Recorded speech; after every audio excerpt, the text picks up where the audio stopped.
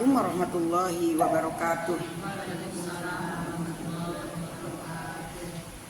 Alhamdulillah ahad lam yalid wa lam yulad wa lam yakul lahu kufuwan ahad. Wassalatu wassalamu ala sayyidina Muhammadin sayyidil ibad wa ala alihi wa sahbihi ila yaumil ma'ad, amma ba'du. Yang kami hormati seluruh pengurus Majelis Taklim Al-Ikhlas dan para jamaah sekalian yang dirahmati oleh Allah Subhanahu wa taala. Alhamdulillah, puji dan syukur kita panjatkan kehadirat Allah Subhanahu wa taala. Pagi ini kita bisa membuka pengajian kita. Baru dibuka kan? Udah ya Rabu kemarin? Oh alhamdulillah, berarti saya baru bertemu dengan ibu-ibu di pasca Ramadan. Alhamdulillah kita bersyukur kepada Allah, kita masih diberikan kesempatan dan kesehatan serta panjang umur sehingga kita bisa bertemu lagi di majelis yang kita cintai. Salawat dan salam untuk baginda kita tercinta Rasulullah Muhammad SAW pada seluruh keluarga, sahabat, dan penduduknya sampai akhir zaman. Saya secara pribadi mengucapkan minal aidin wal faizin al maqbulin kullu amin wa antum bi khair. Walaupun kita sudah ketemu di rumah ya, tapi mungkin ada yang belum ketemu juga. Semoga kita termasuk orang yang kembali kepada kesucian dan termasuk orang yang beruntung, dan sepanjang tahun ke depan semoga kita termasuk orang yang senantiasa dalam keadaan baik-baik. Amin. Apa kabar ibu-ibu? Alhamdulillah. Baik ya, alhamdulillah. Bertambah kan nih orangnya dari 271 sekarang jadi 367 ya. Alhamdulillah. Ini partai bertahanan namanya. Alhamdulillah. Berarti emang istiqomah ya pilihan Allah Subhanahu wa taala. Bersyukur aja ya Bu. Oke, kita lanjut. Masih dalam rangka Idul Fitri. Secara pribadi saya ingin mengingatkan kepada diri sendiri, di dalam Idul Fitri identik biasanya dengan saling memaafkan. Benar nggak Bu? Masih ada yang marah di sini? Nggak usah. Saling memaafkan. Sebetulnya sih memaafkan itu bukan melulu pada Idul Fitri. Ya. Tiap hari sebetulnya kita harus selalu memaafkan. Khudhil afwa wa'mur bil urfi wa'rid 'anil jahil. Jadilah kamu pemaaf dan selalulah memerintahkan kepada kebaikan dan berpaling daripada orang-orang yang jahil. Maksudnya apa? Jadi pemaaf bukan hanya diminta. Jadi yang dianjurkan itu khudhil afwa. Kita yang harus menjadi pemaaf, kita yang memaafkan orang. Dan juga selalu mengajak kepada kebaikan. Kebaikan itu diterima atau tidak, didengar atau tidak, diiyakan atau tidak, tetap kewajiban kita mengajak kepada kebaikan, menginformasikan kebaikan. Wa a'rid 'anil jahilin, berpaling dari orang yang bodoh. Apa sih maksudnya orang yang bodoh itu? Kadang ketika kita khudhil af, menjadi pemaaf, ada orang yang gue mulu yang minta maaf, kan gitu ya. Keenakan dia dong. Dia dimaafin mulu, bikin lagi kesalahan gitu. Kalau ada orang yang ngomong begitu, abaikan aja. Yang penting kita menjadi pemaaf. Kayak gitu. Berpaling dari orang-orang yang bodoh. Ketika kita mengajak kepada kebaikan, kan disuruh kita mengajak kepada kebaikan sebagaimana kita disuruh menjadi pemaaf. Ada orang ketika diajak kebaikan, udah urusin aja diri lu sendiri, kan gitu ya.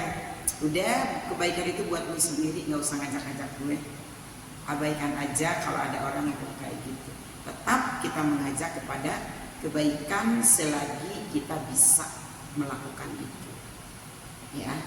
Nah, jadi memberi maaf, menjadi pemaaf itu bukan melulu timingnya di Idul Fitri. Maafin ya, lu kayak lebaran aja maafin. Padahal setiap hari kita harus selalu memberikan maaf. Terserah mau salah siapa, terserah mau dosa siapa, kita mah legowo aja untuk menjadi pemaaf. Kenapa kita harus menjadi pemaaf? Agar kita menjadi orang yang baik, agar kita merasa tenang, agar kita merasa tentram, agar kita merasa nyaman. Ya, dengan menjadi pemaaf kita enggak akan rugi. Dengan menjadi pemaaf kita enggak akan sakit. Justru orang yang menyimpan rasa amarah, menyimpan rasa dendam, menyimpan rasa kesal, itu akan menjadi bibit penyakit yang makin lama makin tumbuh berkembang, menggerogoti dirinya sendiri. Ya Bu, pasti semua orang pernah nyimpen yang namanya kesel, gondok, marah, pasti ya. Nah, kira-kira ketika kita menyimpan kesal dan marah itu rasanya gimana? Nggak enak kan? Nggak enak. Dirawat, dipelihara rasa kesel, rasa marah, bukannya kita tambah sehat. Yang ada jidat kita tambah mengkerut, padahal tiap hari pakai skincare yang mahal. Tapi lama-lama kok jidatnya tambah mengkerut gitu ya. Kenapa? Karena nyimpan amarah, karena nyimpan kesel. Sayang kan skincare mahal dibeli-beli ya. Tapi kalau nggak diimbangi dengan batin yang bersih, dengan batin yang rileks, nggak akan pengaruh kita pakai skincare dengan harga berapapun. Ya, jadi yang penting sekarang kita terapinya dari dalam. Bersihkan hal-hal yang membuat kita jadi kesel, jadi marah, jadi mumet, jadi sumpek, jadi sempit. Salah satunya dengan menjadi pemaaf. Ya Bu, kendalikan amarah.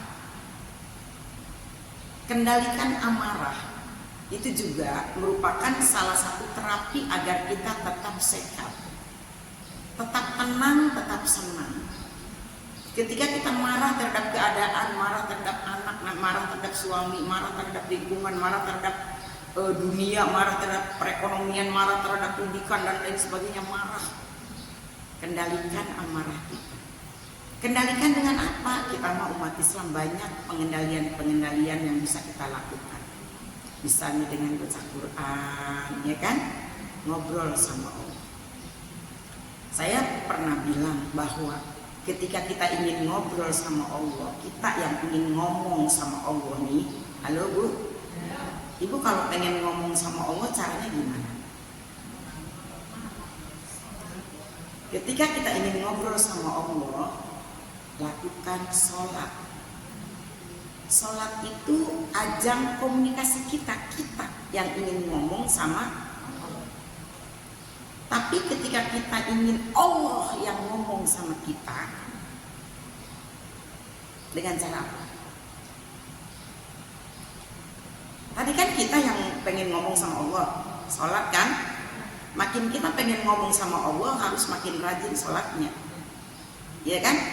Ketika kita ingin Allah yang ngomong sama kita, rajin-rajin baca Quran. Kan Quran itu kalamullah kan? Firman Allah. Jadi kalau kita sedang baca Quran, artinya Allah sedang ngomong sama kita. Kalau kita malas baca Quran, bukan kitanya yang malas, bukan. Tapi karena Allahnya yang gak mau ngomong sama kita. Malu. Coba kita nggak diajak ngomong sama suami aja sedih. Bener nggak Bu? Sekarang Allah yang nggak mau ngomong sama kita. Apapun alasannya kita nggak kepengen baca Quran. Ngantuk nggak tadarus dulu lah. Capek banget lah. Nggak one day one juice dulu lah. Pusing, capek, nggak mau tilawah dulu lah. Apapun alasannya, ketika kita tidak mau baca Quran, itu sebetulnya bukan kita yang tidak mau, tapi Allah yang nggak mau ngomong sama kita. Ya Allah, Sedih banget nggak sih kalau Allah nggak mau ngomong sama kita? Ini kalimat ini nih yang selalu berusaha saya simpan buat menyemangati kalau lihat Quran. Bentar dulu lah, berarti Allah nggak mau ngomong dong sama saya kan gitu ya. Terus ingat kayak gitu. Kalau kita pengen ngomong sama Allah, pengen banyak ngomong sama Allah dengan banyak sholat, tapi kalau Allah nggak mau ngomong sama kita, tetap aja sedih, bener nggak Bu? Kita kan pengennya kita ngomong sama Allah, Allah ngomong sama kita. Jadi komunikasinya timbal balik, ya kan? Komunikasinya timbal balik, jadi nggak bertepuk sebelah tangan. Kalau kita ngomong mulu sama Allah, Allah nggak ngomong sama kita, artinya kan kita bertepuk sebelah tangan, bener nggak? Iya. Padahal kan kita pengen diajak ngomong sama Allah. Gitu. Kalau kita sedang marah, disuruh berwudu, ya kan? Habis wudu masih marah juga, sholat, ya kan? Habis sholat masih melotot juga, masih marah juga. Duduk ngomel juga, marah juga. Berbaring masih ngomel juga. Dokep aja tuh mulutnya, ikat tuh tangannya, kakinya ya. Itu mah setannya udah banyak itu ya. Seperti itu Bu, marah itu jangan diperturutkan. Bu usia kayak kita oh aja kali ya.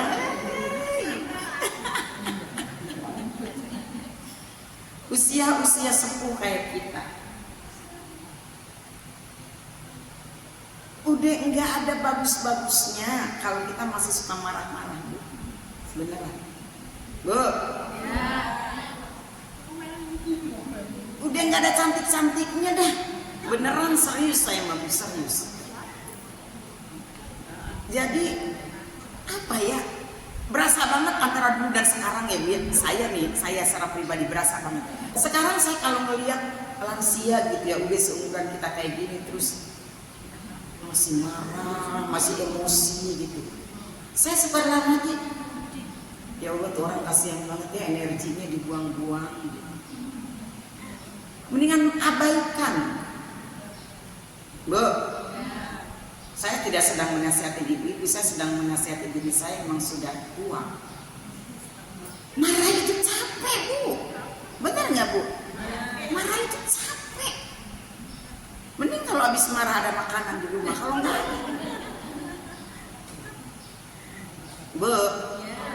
Bu, saya nggak bisa ngajarin ibu-ibu tausiah tentang ilmu tafsir, tentang ilmu agama yang tinggi, enggak. Pokoknya kita mah ibu-ibu bagiannya ngendalin hati aja udah Bu, gitu ya. Biar tenang, hidupnya biar tenang, udah cukup. Hidup mah kalau udah tenang bisa mengendalikan diri, mengendalikan pikiran, mengendalikan hati, itu luar biasa. Karena dari situ nanti akan muncul pekerjaan rumah yang baik, cara pandang kita yang baik tentang lingkungan, tentang apapun, kayak gitu. Ya Bu ya, salah satunya itu marah. Kalau mau diturutin mah pengen marah Bu ya. Tapi kan tenaga kita udah secara gitu udah 50 tahun ke atas. Boro-boro buat marah, sekarang mah ngangkat ember aja udah males. Bener nggak Bu? Iya. Udah encok. Udah encok. Sekarang suruh mijitin suami, mijitin aja udah. Yang kenceng kata suaminya, boro-boro kenceng. Marahnya yang kenceng tuh. Udah nggak ada daya dan upaya. Ya, dibuat enjoy, dibuat enak ya Bu. Tadi apa kata Rasulullah Bu? Kalau lagi marah berwudu, karena marah itu dari setan. Setan itu diciptakan dari api. Api itu bisa padam dengan air, makanya berwudu kayak gitu ya Bu. Kalau kita melihat siapapun itu yang sedang marah-marah, ke kita misalnya, apa sikap kita yang harus kita lakukan? Iya, abaikan saja. Sudah. Kenapa setan itu akan kesel kalau dia nggak dilawan? Bener nggak? Ada orang marah, ada orang ngatain kita, ada orang menjatuhkan kita, ada orang nginjek kita, ada orang menzolimi kita. Kita diem aja, senyum aja. Bagaimana jadinya? Orang tersebut akan kelepak-kelepak, makin marah, makin marah, makin marah. Ibu-ibu masih ingat nggak cerita saya tentang ular dan gergaji? Ibu lihat di YouTube saya. Ingat? Saya ada cerita di sini ya? Udah. Dari 275 orang yang bilang udah cuma satu, kan aneh. Hah? Ada nggak ada? Ada di YouTube-nya, nonton aja di YouTube lah. Aneh ibu-ibu ini, aneh. Pelajaran buat diri kita sendiri ya Bu ya. Jadi ceritanya, halo? Ya. Makanya dengerin. Ini udah 17 kali diceritain, masih belum aja. Nih cerita yang terakhir, jangan sampai nanti diceritain lagi di depan nih. Bu, ya. Di satu gudang tukang apa? Tukang bangunan, kan disebutnya tukang ya. Di satu gudang itu disimpan bermacam-macam gergaji. Salah satu gergaji itu yang disimpan oleh tukang itu posisinya celentang gini Bu.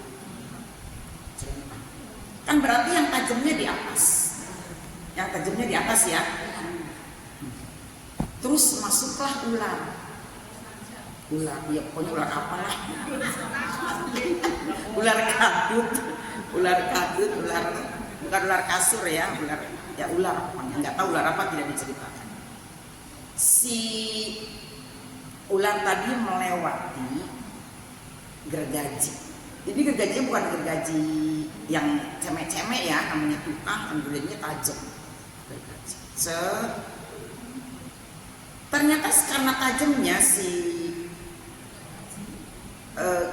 ular itu terluka. Ular langsung emosi, gak mau cari dulu kenapa dia luka gitu kan ya, langsung emosi. Kalau kita lihat di film-film, di video-video, di cerita-cerita, ular itu kan kalau sudah marah dia akan melilitkan tubuhnya, ya kan? Dia emosi tanpa mencari kejelasan dulu, tanpa tabayun dulu, marah. Langsung dia melilitkan ekornya ke gergaji itu. Luka lagi kan? Tambah marah, dia kesel. Kalau kata kita mah, kurang asem ini, siapa yang sedang melukai aku kan gitu kan? Ular tambah marah, tambah kenceng enggak? Iya kan? Akhirnya dia lilitkan lagi bagian tubuhnya yang lain, lilitkan lagi, tambah kenceng, tambah kenceng, tambah kenceng. Suka lihat kan itu di film-film ular kan tambah kenceng ya. Jadi kalau dia mau memangsa kayak kerbau, sapi atau kambing, segitu besarnya dia kencengin dulu, dia retakan dulu kan tulangnya kan, sampai lumat baru dia makan. Nah, si ular tadi melilitkan tubuhnya ke gergaji itu terus makin kenceng, sampai yang tersisa cuma buntut kecil dan kepalanya karena seluruh tubuhnya hampir sudah dililitkan dan semuanya terluka. Ular berhenti melilitkan tubuhnya setelah ular itu benar-benar tidak berdaya dan darah muncul di mana-mana. Sudah tidak. Maksudnya apa, Bu? Maksudnya apa sih dengan kisah ular tadi? Kalau ada sesuatu yang membuat kita tidak nyaman, nih Bu, tidak nyaman. Menurut kita nih, melukai kita, menurut kita nih, menyakitin kita, menurut kita nih, nyinyir kita, Cek dulu. Cek dulu. Ini salah siapa nih? Cari dulu kejelasan. Ini ulah siapa nih? Tadi si ular itu gara-gara siapa? Gara-gara dia yang kurang berhati-hati. Kenapa lewat? Nggak diperiksa dulu. Benar nggak, Bu? Salah siapa? Salah dia sendiri. Cek dulu, lihat dulu. Salah siapa nih? Kenapa nih? Jangan langsung mahabuk. Cek Sunda tema. Oh, mahabuk. Belum tahu kesalahan siapa, belum tahu salahnya apa, belum tahu kejadiannya seperti apa, belum tahu ini bagaimana, itu bagaimana, udah mengamuk marah,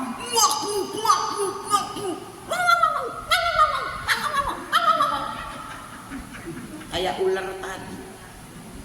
Tunggu dia sampai lelah, biarkan. Artinya dia sedang merusak diri dia sendiri. Ya kan, Bu? Mungkin kita tidak berdarah-darah seperti ular, tapi karena kita emosi, marah tak terkendali, yang nggak tahu sebabnya apa, siapa yang disalahkan, ya kan? Siapa yang salah, dia juga nggak ngerti permasalahannya apa, ujuk-ujuk marah. Bu, dia akan kehabisan energi cuma ngurusin diri dia sendiri. Padahal gergajinya mah diem aja. Bener gak, Bu? Gergajinya ngelawan gak? Biarin aja. Kan senang kita jadi gergaji, bener gak, Bu? Silahkan hantem gue, silahkan serang gue, silahkan katain gue, silahkan cari keburukan gue, silahkan gue diam. Dia makin ngelilit, makin terluka. Gergajinya berubah nggak? Malah tambah keker kan? Gergajinya begini nih, dililit, dia nggak akan oleng gitu. Makin dililit oleh ular itu, gergaji itu makin tegak, benar nggak? Ibu-ibu harus menjadi seperti gergaji. Diam aja. Iya, Bu. Ada tetangga usil lah, wong kita nggak ngelakuin. Karena kalau dilawan, ngomong dengan ngomong bisa rame CRT. Akhirnya nanti lari kemana-mana. Bener nggak? Diam aja. Apalagi kalau kita merasa tidak melakukan, merasa tidak bersalah. Ngapain klarifikasi? Kalau klarifikasi artinya benar dong, ya kan? Diem aja udah. Nanti juga lama-lama lilitannya kencang hancur sendiri. Jadi kita jangan ikut bermain dalam hal yang kotor. Kita jangan ikut bermain dalam hal yang tidak baik. Ya, udah diam aja. Oke? Rasulullah SAW mengingatkan kepada kita bahwa orang yang pemaaf tidak akan ditambahkan oleh Allah Subhanahu wa taala kecuali kemuliaan. Tidak akan ditambahkan oleh Allah kecuali kemuliaan. Saya ingin mengingatkan kepada diri saya sendiri dan kita semua, jangan sombong untuk tidak memaafkan. Orang yang jahat sama kita, orang yang zolim sama kita, terus kita maafkan, kemuliaan ada di diri kita. Dan orang yang zolim itu, apalagi yang zolimnya sudah keterlaluan, dengan kita maafkan, itu biasanya mereka akan merasa sangat bersalah. Ada orang zolim, kitanya baik aja. Ada orang jahat, kitanya baik aja. Orang yang jahat sama kita, orang yang zolim sama kita, tapi kita balas dengan baik, sepanjang hidup dia akan selalu merasa bersalah, selalu akan merasa enggak enak. Makanya terus gempur keburukan itu dengan kebaikan. Jangan memberikan perlawanan dengan keburukan. Keburukan dengan keburukan biasa. Tapi keburukan dengan kebaikan itu utama dan mulia di mata Allah Subhanahu wa taala. Dan kita akan tetap dalam kucuran-kucuran kebaikan dari Allah Subhanahu wa taala. Jadi kita jangan mengikat diri kita dengan kehinaan, dengan tidak mau memaafkan orang lain. Biarin, selamanya orang itu akan jahat sama kita, selamanya kita akan baik sama dia. Gitu. Ya Bu ya? Bu? Iya. Bu? Bu? Bener nih. Jadi sekarang abaikan saja hal-hal yang buruk di luar diri kita. Ya, kenapa? Teorinya begini Bu. Bu, keburukan itu, kejahatan itu, kezoliman itu nggak akan masuk ke dalam diri kita nih kalau kita tidak mengizinkannya masuk. Kan tergantung kita, ya kan? Si anu tuh sama saya gini banget, oh, udah gitu aja. Udah, kita pagerin diri kita, ya kan? Kita pagerin diri kita, kita jaga diri kita. Biarin aja. Ya. Kita harus bikin benteng yang kuat. Kita harus bikin pagar yang kuat agar keburukan itu tidak mengkontaminasi diri kita. Kenapa? Karena kita harus mengutamakan kesehatan diri kita. Ya Bu ya? Mau sehat nggak Bu? Iya, jangan terpengaruh sama orang yang jahat. Mau sehat nggak? Jangan terpengaruh oleh keburukan-keburukan di luar diri kita. Biarin dia aja yang buruk, dia aja yang zolim, dia aja yang jahat. Kita jangan pagerin, jangan masuk ke dalam diri kita. Bisa Bu? Jadi sekarang kalau ada yang ngomong nih, Bu RW nih contoh.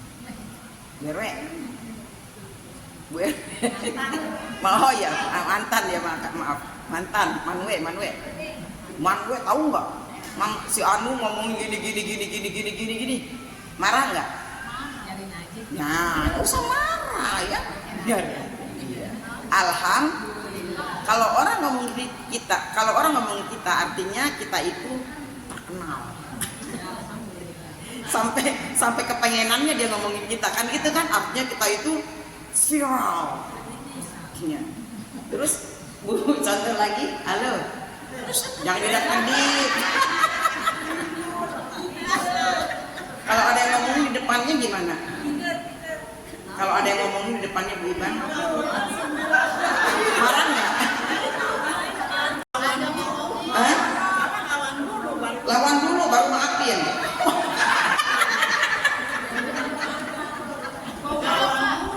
Lawan dulu. Belum tenang hidup kalau nggak lawan. Masya Allah. Berarti ini belum jadi murid saya ini. Belum lulus ini jadi murid saya. Gimana nih? Hah? Lawan dulu baru maafin. Belum lulus jadi murid saya ini gimana ini? Gimana selanjutnya? Nggak apa-apa ya, maafin ya. Sekarang mau di ngaji ya.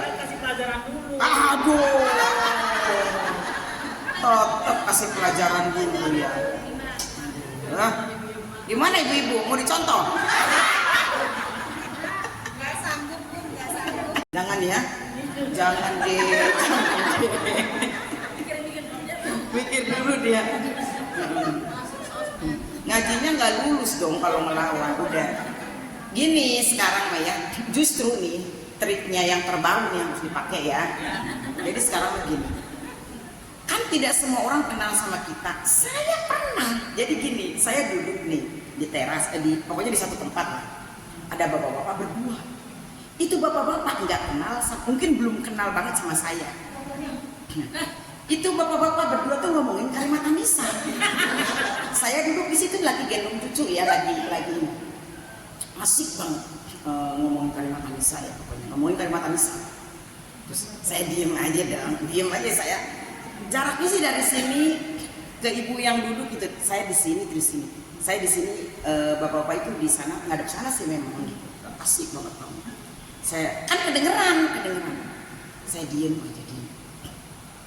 Udah cukup banyak juga dia ngomongin Karimata Nisa, nyebut nama saya juga termasuk. Ada ibu-ibu lewat. Terus Bunda Ella lagi ngapain? Langsung tuh si bapak-bapak berdua nengok dan saya bilang apa?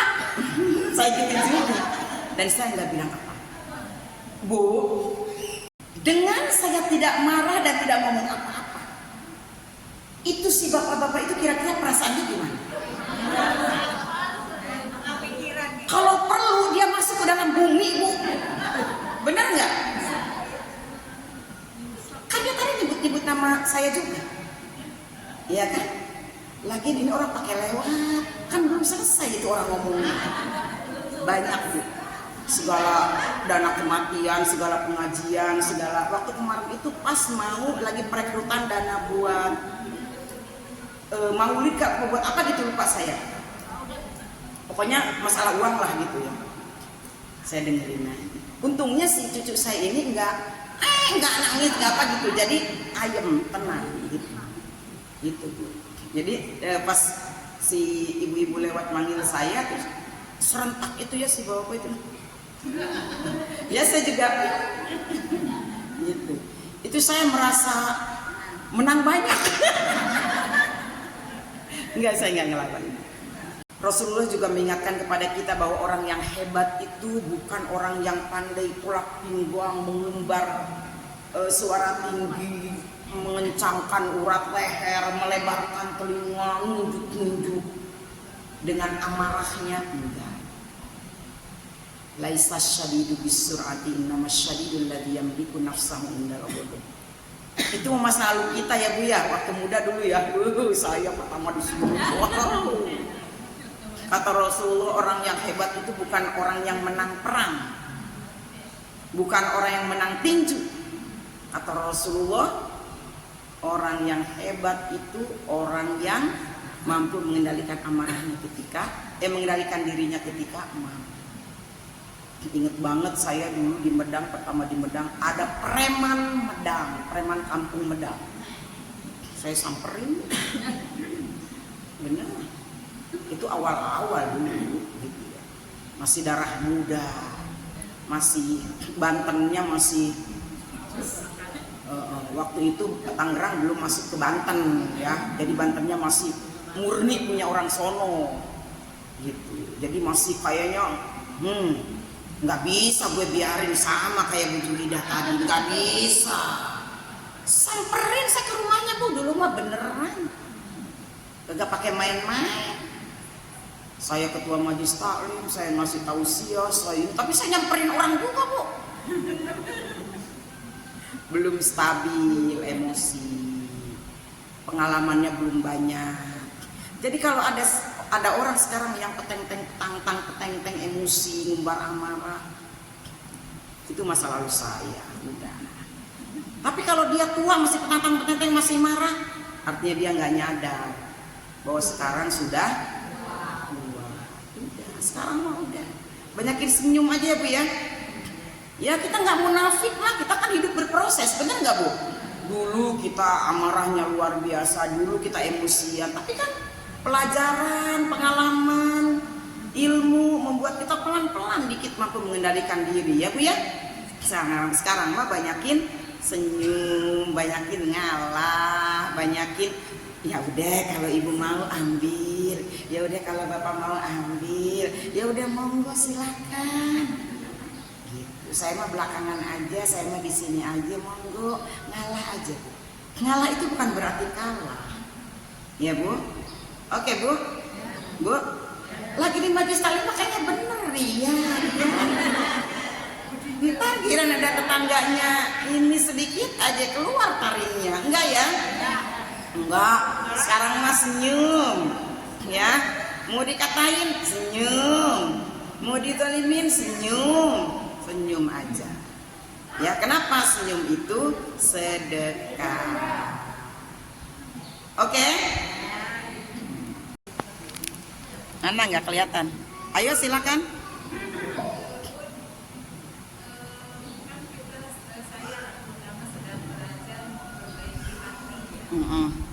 Ketika menghadapi orang yang menyakiti kita, pasti kita akan berusaha untuk dia memaafkan. Tetapi ketika kita menjaga jarak, itu disebut memutuskan silaturahmi atau tidak? Oh, iya. Kita hanya untuk ingin menjaga hatinya, seperti Bunda tadi bilang, supaya sehat. Itu dianggap memutuskan silaturahmi atau tidak? Iya. Terima kasih. Ketika kita tidak ingin menambah permasalahan, menambah permusuhan, menambah kesusahan, mungkin dengan menjaga jarak demi menjaga agar hubungan silaturahim tetap terjaga, tapi enggak sering ketemu, demi menjaga hati kita agar tetap nyaman, itu bukan memutuskan silaturahim, tapi untuk menjaga keamanan.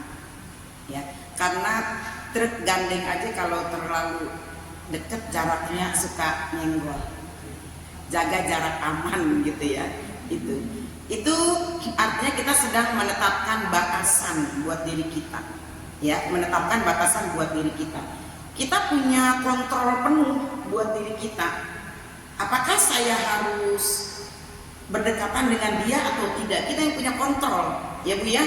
Apakah dia berpengaruh positif buat kita atau tidak? Kalau ternyata dengan dekat justru pengaruh negatifnya akan mengkontaminasi kita, kita yang punya batasan ya, kita punya kontrol buat diri kita sendiri untuk menciptakan batasan itu. Seperti itu ya Bu ya. Oke. Udah lama ya, udah bertahun-tahun ada ibu yang nggak nonton saya gitu. Saya nggak pernah nyolek dia, nggak pernah punya masalah, ngobrol aja nggak pernah gitu loh. Terus akhirnya saya punya keputusan, gue nggak minta makan sama dia. Jadi kalau mau diem ya gue diam. Gimana susahnya ini gue kalau kita papasan, bingung. Yang kayak gitu ya saya mau buka juga. Iya. Lebih parah ya? Iya. Oke. Bingung kalau papasan doang kan? Ya udah. Bingungnya kalau papasan doang. Berarti satu RT nih ya? Oke, siap. Itu doang. Itu doang tuh. Bertahun-tahun gitu ya, nggak nanya, ya nggak apa-apa kan gitu ya. Cuman bingungnya kalau lagi papasan. Kenapa bingung kalau lagi papasan? Ya, Bu, dengerin dulu nih. Justru Allah memberikan kesempatan kepada kita saat kita papasan. Lihatin, dengerin nih. Lupa sih sama cerita saya dulu. Masa cerita lagi sih? Saya punya masalah yang sama. Ngobrol nggak pernah kan? Hubungan nggak pernah kan? Terikat satu pekerjaan nggak pernah kan? Tapi dia membenci ibu luar biasa. Kan saya pernah nyontoin dulu. Saya juga pernah pengalaman kayak gitu. Orang itu begitu benci sama saya, tapi saya ingin baik sama dia. Sampai waktu itu dia lagi naik delman, saya kejar-kejar. Zaman awal di Medang Lestari itu ada delman loh Bu. Dia lagi naik delman, saya kejar-kejar. Saking saya pengen baik sama dia gitu. Saya nggak mau dikatakan memutus. Nih ya, saya contohin ya, harus ditiru nih. Masalah papasan tadi. Dengerin nih, ceritanya agak lama nih, sampai 5 menit atau 10 menit. Suatu hari, udah diceritain 17 kali di sini. Saya ke pasar Medang. Orang-orang pasti mengenali suara saya walaupun saya belum kelihatan orangnya. Katanya suara saya tuh seksi. Kedengeran. Ternyata ada dia tuh di pasar. Saya ngeliat, itu dia tuh. Yang kata orang, saya juga nggak tahu kata orang, dia benci banget sama saya. Saya samperin, saya kejar. Kebetulan di pasar Medang itu kan ada lorong gitu ya. Dari zaman dulu juga begitu kan. Saya kejar ke sini, dia masih ke lorong ini. Saya jaga dari lorong sini, dia lari ke lorong sini. Jadi saya di pasar itu bukan belanja tapi sibuk untuk mencari kesempatan agar saya bisa amprok muka sama dia. Saking saya pengen menunjukkan bahwa saya sama dia baik-baik saja. Pindah ke lorong ini, saya cegat ke lorong ini, dia pindah ke lorong sana, saya cegat ke lorong sana. Begitu keluar dari lorong Medang, dari lorong pasar Medang yang di ujung pas masuk dari sini nih Bu, dari Ruko, ya kan? Nah, saya cegat dari sini. Dia mau kemana tuh? Nggak bisa ke sana, dia masuk ke lorong sini. Waktu itu masih ada tokonya Pak Haji Oleh. Sekarang udah gak ada kan? Waktu itu masih ada warungnya Pak Haji Oleh. Nah kebetulan saya bilang, jadi buat saya warung Pak Haji Oleh itu kayak sarang. Yang begitu dia masuk, dia gak bisa kemana-mana. Nah ketika dia keluar dari lorong sana itu, saya taki-taki, oh iya dia mau kesini nih. Saya antep, saya lihat dia, ternyata dia masuk ke warung Haji Oleh. Glep masuk ke warung Haji Oleh kan gak ada jalan keluar kan? Saya masuk, glep, saya masuk. Ibu, ya Allah, apa kabar? Saya salaman sama dia, saya genggam tangan dia, saya peluk, saya cium kiri kanan. Saking saya ingin menunjukkan bahwa saya tidak bermasalah dengan dia. Kenapa kata orang dia begitu benci sama saya? Harus contoh kalau mau jadi urusan. Bisa nggak? Hah? Udah pindah katanya ya? Samperin. Oh saya. Oh iya. Nggak usah pengen tahu siapa ya. Tapi kan yang penting kita harus menunjukkan bahwa kita. Tapi dia pernah negur kalau saya baik ya, mau melakukan suatu kebaikan sekali. Langsung sorenya, tadi makasih ya, tadi si Om bawa saya untuk makam. Iya. Nah berarti kan ada indikator, berarti kan kita harus baik terus, ya kan? Nah sekarang bikin rendang yang banyak, halo. Lihat nih, bikin rendang yang banyak anterin. Masih ada nggak orangnya? Kastengel masih ada nggak kastengel? Kastengel, nastar masih ada. Anterin, ya. Oke, jadi tetap kita harus menunjukkan bahwa kita posisinya berada di atas dia. Bagaimana di atas dia? Kata Rasulullah, orang yang marah lebih dari 3 hari kan nggak boleh. Ketika dia bertemu, fayal takiyani hada, wayal takiyani hada, yang satu melengos sana, yang satu melengos sini. Tapi di antara keduanya ada yang paling utama, alladzi yabda'u bisalam, yang memulai perdamaian. Salam itu kan artinya bukan cuma sekedar assalamualaikum, tapi memulai perdamaian. Kayak saya tadi ngejar-ngejar meluk salam, apa kabar? Insya Allah kita termasuk orang yang pertama kali membukakan pintu surga. Oke? Susah katanya. Susah? Ya, belum dicoba. Perkara orang itu kemudian menerima kebaikan kita atau tidak itu urusan dia. Urusan kita menunjukkan kebaikan kita. Ya, jadi jangan bilang susah dong. Kan ini ilmunya udah dikasih, harus diamalkan lah. Sama banyak orang. Biarin, bukan urusan kita. Sama banyak orang begitu nggak masalah. Yang penting urusannya dengan kita yang harus menunjukkan bahwa kita elegan. Ya, insya Allah kita yang pertama kali membukakan pintu surga, yang memulai perdamaian. Ya, mau nyoba? Ih, nggak mau. Dikasih ilmu nggak mau diamal. Kalau sudah tidak ada yang bertanya lagi, terima kasih dan mohon maaf tadi ya, bukan sok menggurui, sok ngatur atau sok tahu, bukan, tapi semata-mata kita dalam rangka sharing dan watawassobil haqi watawassobil sobri. Mohon maaf juga kalau ada contoh-contoh tadi ada kesamaan nama, alamat, kejadian, mohon maaf ya. Itu fakta semata ya. Mohon maaf yang sebesar-besarnya. Subhanaka Allahumma wa bihamdika asyhadu an la ilaha illa anta astaghfiruka wa atubu ilaik. Assalamualaikum warahmatullahi wabarakatuh.